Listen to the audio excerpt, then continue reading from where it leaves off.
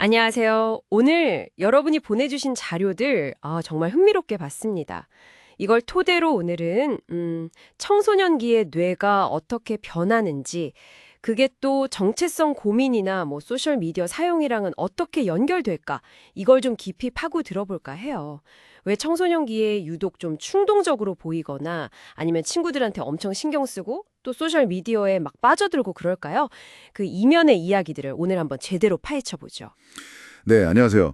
청소년기는 진짜 말씀하신 대로 뇌가 거의 뭐랄까 리모델링 되는 시기라고 볼 수 있거든요. 보내주신 자료들 보니까 이 시기에 뇌 발달이 좀 균형이 안 맞게 진행된다는 점, 또 호르몬 변화가 같이 오면서 사회적인 행동이나 정체성 탐색에 큰 영향을 준다는 걸 알 수 있더라고요. 특히 요즘같이 소셜 미디어가 중요한 환경에서는 이게 더 복잡하게 얽히는 것 같아요. 뇌 리모델링이라. 표현이 재밌는데요. 구체적으로 어떤 변화가 있는 건가요? 자료 보니까 그 신경세포끼리 정보 속도를 확 높이는 수초화라는 게 활발해진다고 하던데요.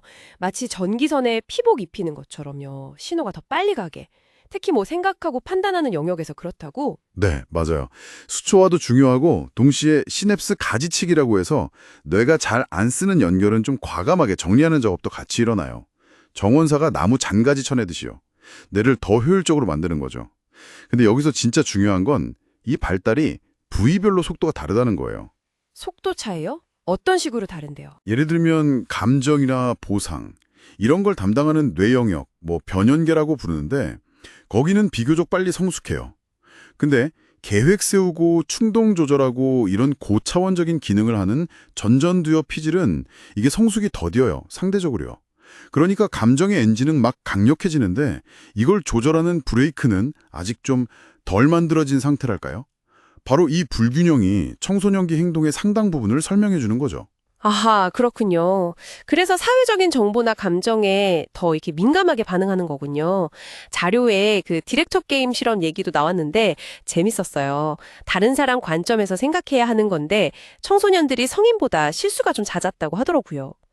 또 부정적인 감정에는 편도체가, 보상에는 복측 선조체가 어른들보다 훨씬 더 강하게 반응한다고요. 네, 맞아요.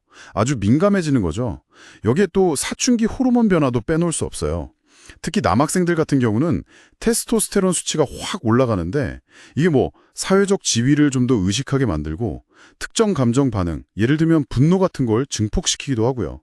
보상 시스템을 자극해서 위험을 좀 더 감수하려는 경향을 높일 수도 있다. 이런 연구 결과들이 있습니다. 와, 정말 격동의 시기네요.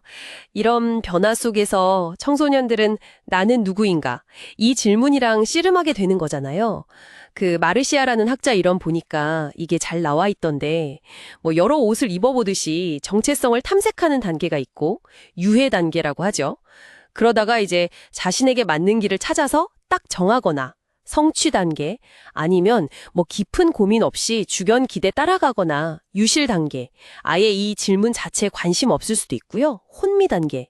근데 중요한 건 이렇게 좀 불안정해 보이는 탐색 과정 자체가 청소년기에 꼭 필요한 과업이라는 거죠. 바로 그 지점입니다. 바로 그 탐색 과정에서 소셜미디어가 요즘 아주 중요한 역할을 하게 되는 거예요.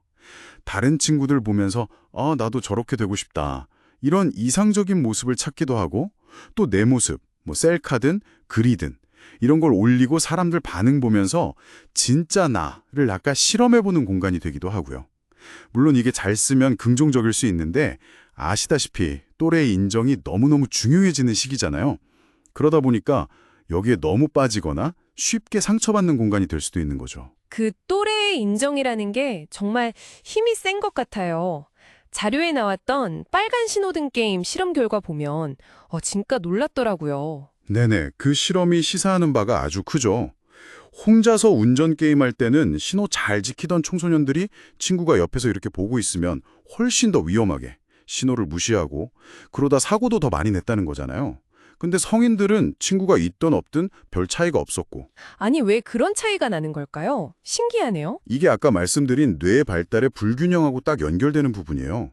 친구가 옆에 있다는 그 존재 자체가 청소년의 뇌 속 보상회로, 그러니까 복측 선조체를 아주 강하게 자극하는 거예요.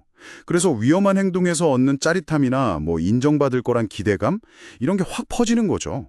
반면에 아까 말했듯이 아직 발달 중인 전전두엽의 통제력은 이런 충동을 누르기가 좀 힘든 경우가 많은 거고요.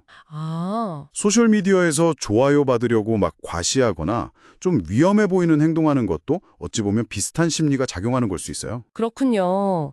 결국 정리해보면 청소년기는 감정이나 보상을 쫓는 시스템은 막 과열되는데 이걸 조절하는 시스템은 아직 성장 중인, 그야말로 뇌가 엄청 격렬하게 변하는 시기네요.